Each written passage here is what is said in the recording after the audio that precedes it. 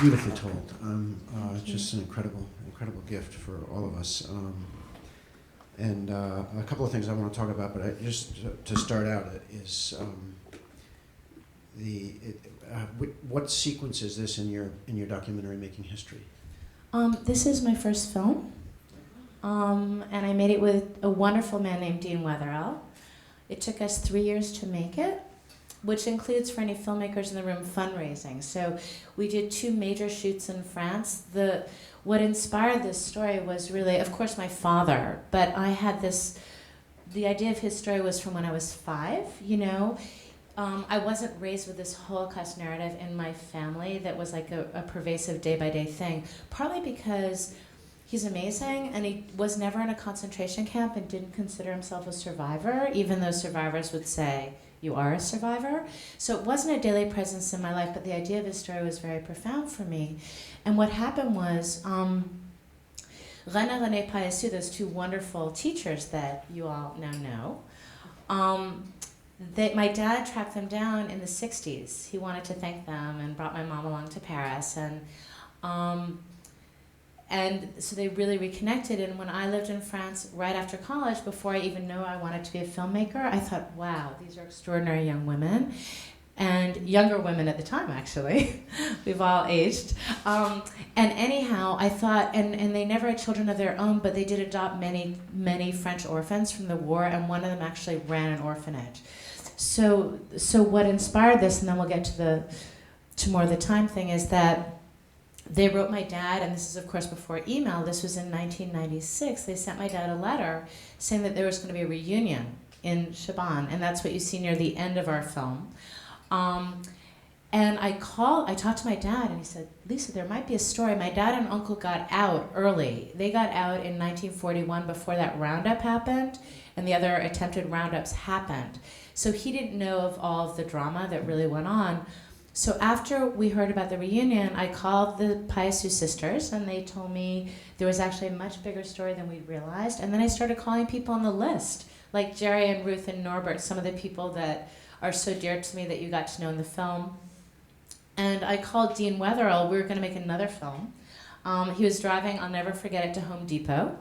He had just learned recently also, he's kind of an everyman, but he's got kind of the Mayflower background, but he also learned that he was 1/8 Jewish. It was like a dark secret in his family before, so it was very moving for him that this was just discovered. So on this little ride to Home Depot, he agreed, and we both put in a huge chunk of our life savings and landed in Chabannes. Well, it's even more remarkable that it's your first film because the structure of the narrative and the way that it's done, and everything follows really beautifully together, and the intercutting between the simple life and the Crows, and then everything that you've done, it brings it out without hitting anything on the head. The facts speak for themselves. The story tells itself in a certain way, but it seems seamless and that it tells its own story, but I know for a fact that in storytelling it never works out that way. We want it to seem simple in effect, and simple is a good word in filmmaking, I think. You don't want, I believe, your audience to have to work so hard. You want to take them on an emotional journey. And, right. And it's also about figuring out when do you give that information. Like with a film like this, which deals with the Holocaust, and I never would have bothered, to me this is a film about inclusion and tolerance, and in the end a film about love, and it celebrates teachers. And Dean and I never would have made a film just about what happened in World War II, but you can't tell a story like this without having the facts. So that's also always challenging when you have to put facts in there, and you can't just stick to this is what happened back then. Right, well the emotional content. The facts is part of it, and the emotional content, how that ties together, but the way that you string the facts together is what builds the emotional content. Yes. And how do you sequence things? For instance, the 2 sisters get to say their piece at the end, and their sadness that the 4 children are 4 children too many. I can't talk about this. I know. But then to have that followed by the other teacher talking about that it's a luminous time.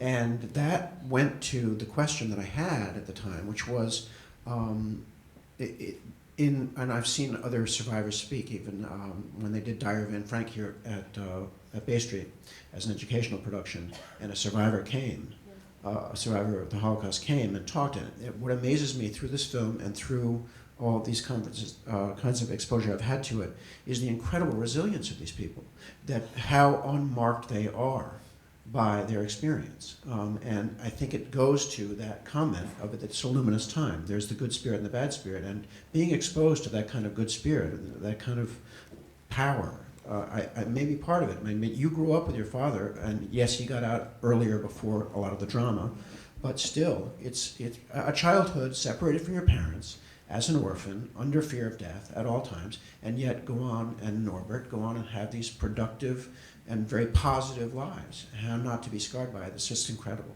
It is, and you know, my dad was, it's so hard to imagine. He was 8 years old the last time he saw his mother, and there are all these letters, and I don't speak German, where it was like, take care of your brother. So imagine you have children that are 8 and 5 years old, and it's like you're putting them on a train and don't know what's going to happen. May I just say this as a filmmaker, like even making a film about the Holocaust, there has to be humor. Films have to entertain us. So I was so grateful for Rachel, who talks about the cold showers and the rats. I realized you didn't know who she was till I said that.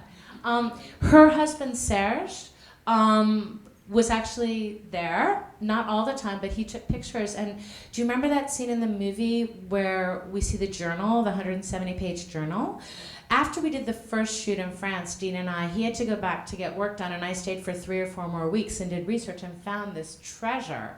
So therefore, whenever we're doing close-ups on people, those are really the people that, like Ruth or Norbert or, you know, Georges Langer, who's so magnificent, the phys ed teacher, who's still alive and 102, and his cousin was Marcel Marceau. So I wanted to open up to the house and have some questions here. Lisa, I just want you to say that. I noticed that some of the men, some of the people that survived were talking about God saving them. And I know a lot of survivors that God doesn't exist. So the question was, this gentleman was noticing some people reference God, particularly the men in their interviews, and others didn't at all, and was this a factor? Because many survivors actually ended up not believing in God. For example, how could God let something like this happen? What's so interesting is how little anger you would think, wouldn't you? People would be just pissed off and angry.